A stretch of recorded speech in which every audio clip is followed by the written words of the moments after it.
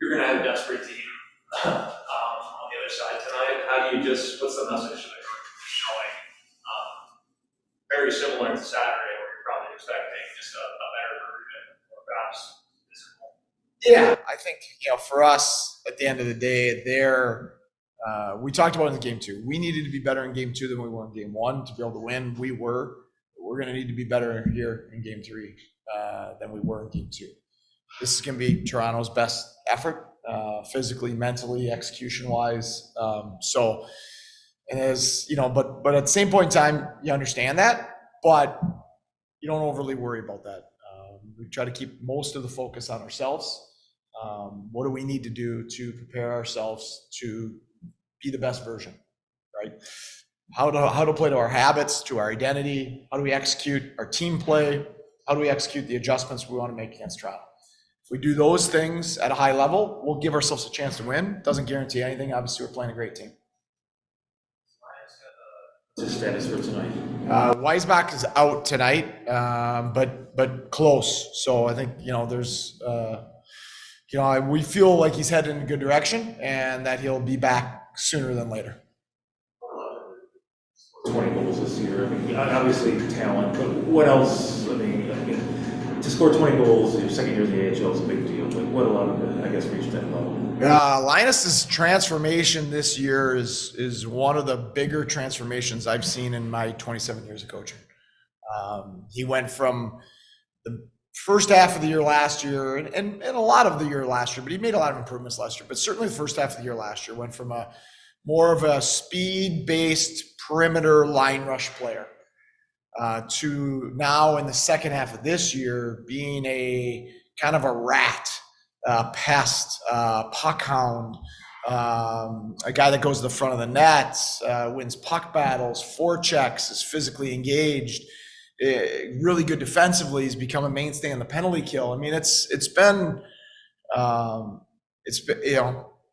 a long process over 18 months probably, but it's been a big transformation. It's a real credit to his buy-in, his work ethic, and because that's a hard adjustment to make at this stage of your career. And I give him full credit for it because it's one thing for me to ask him to play that way. He's got to live it. He's got to be the guy that takes slashes and cross checks and punches to the face and cross checks to the head and things of that nature. It's a lot easier to ask someone to do that than it is to do it yourself. I mean, here past is that a personality? Like how does he kind of go about that? I guess it's not easy. Like I said, it's a reason that's one of the bigger transformations I've seen because it isn't easy to change some of your DNA as a player. He's always going to have the skill, the speed, the playmaking. Like that's never. We just want to enhance that, not limit that. But what we've tried to do with all of our players, and Linus is no different, is point them on a path to being a full-time NHL player.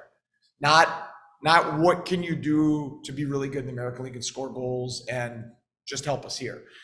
How can we help point you in a direction that'll end up being in the NHL? And that's his path. Top 6 jobs, just skill jobs, guys that just score goals and don't win battles all the time, things like that.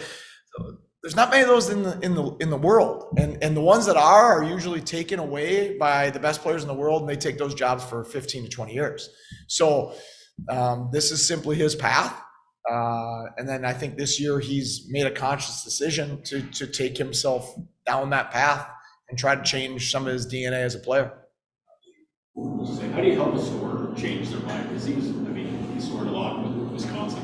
To tell him to get from a mindset of, we need you to help produce points to, we need you to help stop the other team from scoring. Well, it's not just that. I don't want to stop him from scoring. He scored more goals this year playing this way. And so I think the best way, and I had a lot of experience with this, the national program with high-end offensive players.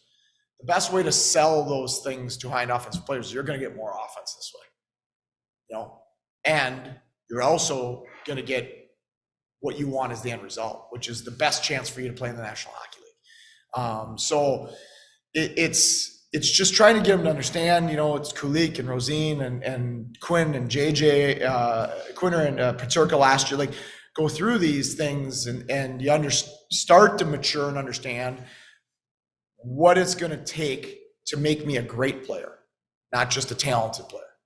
And we don't want you to just be a talented player. We want you to become a great player. But a lot of it also starts with relationships, as a coaching staff, we better earn their trust. And for them to know we're coming at their career from a place that we care about them and we want to help their career, not just help us here in Rochester. I was playing center, maybe needed Kulik's development. Yeah, I think a couple things. One is that if you can play all three forward positions, your chances of making the NHL just go up exponentially, right? Just by sheer numbers.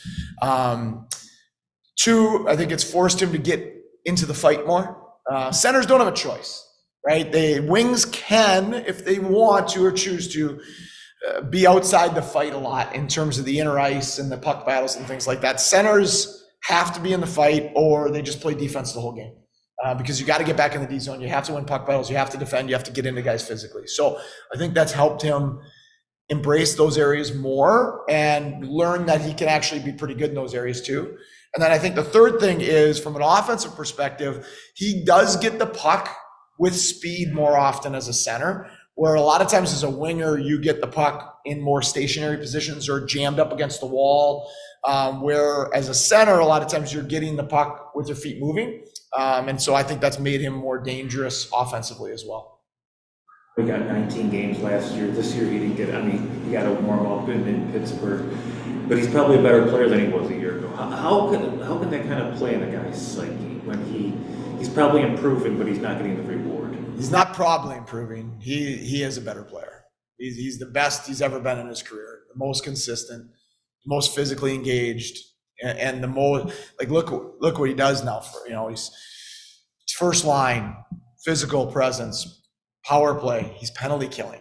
I didn't think Brett Murray would be a penalty killer 2 years ago. So he's the best he's ever been in his career. It did hurt. There was some dips for him, Weisbach, Byro when he was healthy, and Rusek. There was some dip in play and in emotional. Just hope because of the lack of call-ups this year. Last year, it seemed like it was every week, sometimes every night. You're walking in the room and, hey, so-and-so's going to the National, and everybody's clapping and hooting and hollering. It's fun, and it gives you energy, and it gives you life. And even if it's not you, it gives you belief and hope because it's like you're right there. And there just wasn't a lot of that this year. And for the four guys, and I say those four guys because they were the most ready to be called up and probably had earned it because of their play this year. There was some dips and there was a lot of talks that as a staff we had to have with all four of those guys about it, right? I think at heart, Brett Murray knows he's the best he's ever been in his career. And we talk to him all the time about, you're auditioning to make the Sabres and you're clawing to try to make the Sabres, but there's also 31 other teams that you're auditioning for every night as well. There's a game in Belleville right before the All-Star break, and it feels like it's a kind of a throwaway game. It's not a big crowd. It's February. You're tired. Just everybody's ready to go home for a few days. And we brought this up. We're like, there's 21 NHL teams at our game last night. Like somebody's watching you all the time.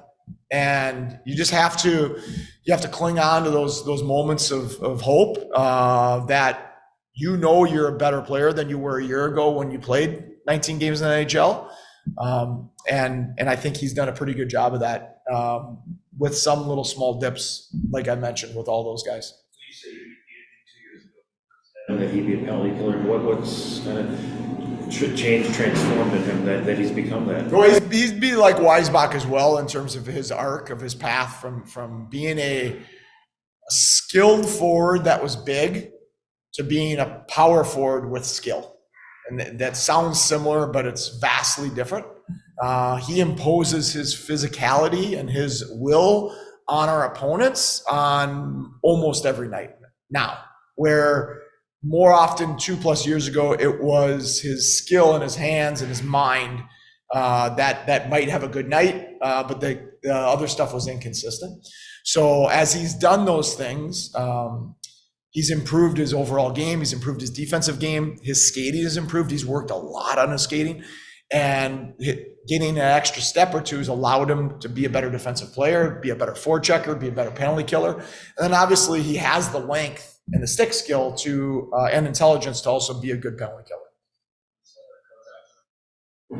I think he's doing great. How about you? I know he was a little banged up last game. Oh, for the shot block?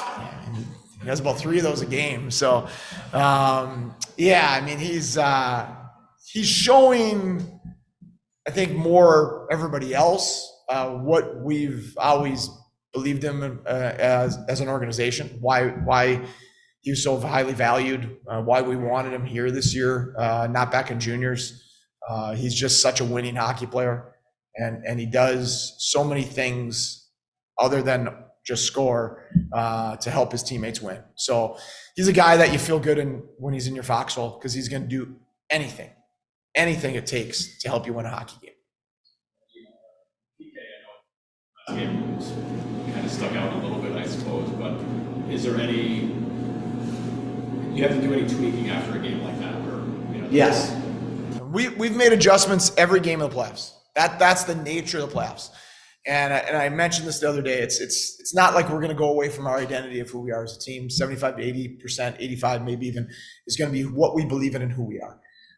But we're doing our players a disservice if we just go in there and say, hey, you got to do it better. You got to work harder. But that's not the answer. It's our job as coaching staff to bring solutions to them in areas of the game that maybe we've struggled. So, and it's not just penalty kill. Last game was penalty kill, obviously. In regards to penalty kill, Webby does an unbelievable job with our kill. It's been a real strength of our team over the second half of the season. Toronto picked us apart a little bit, but I thought game 1, I think we only had 3 penalty kills, and we were able to go 3 for 3 and get a shorty. Game 2, we had 6. You give a power play like Toronto 6, they're going to score. So we have some ideas of things we can do differently against them, but if we're in the box 6 times, they're going to get theirs. So we got to be just more disciplined.